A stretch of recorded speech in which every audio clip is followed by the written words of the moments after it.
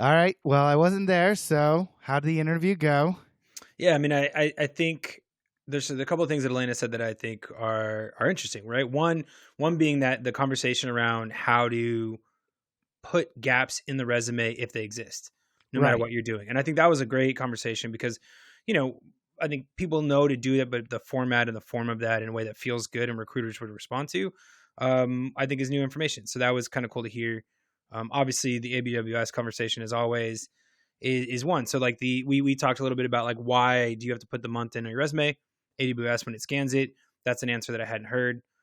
So those are really tangible things. And then I think this conversation around following your not your passions but your interests is always a good one. And that didn't come up like in a huge way, but I do think it's a good reminder for all those that are in the pivot that remember that while you're pivoting and as you pivot to still anchor it to something that you want to do. Like I just had a conversation with someone, a friend of mine who has an opportunity that's coming up and doesn't want the job, but it What? like What? well right, but they want to get out of the where they are. They're kind of like there's tension, but what they're jumping to still doesn't hit any of the checklist, right? And I think what Hmm. Elena's point is, if you're gonna make the move, if you're thinking about it, the first step is aligning at least to some piece of like what is it that I want, and make sure that you're doing that right, and before you just put yourself in another box for a couple of years.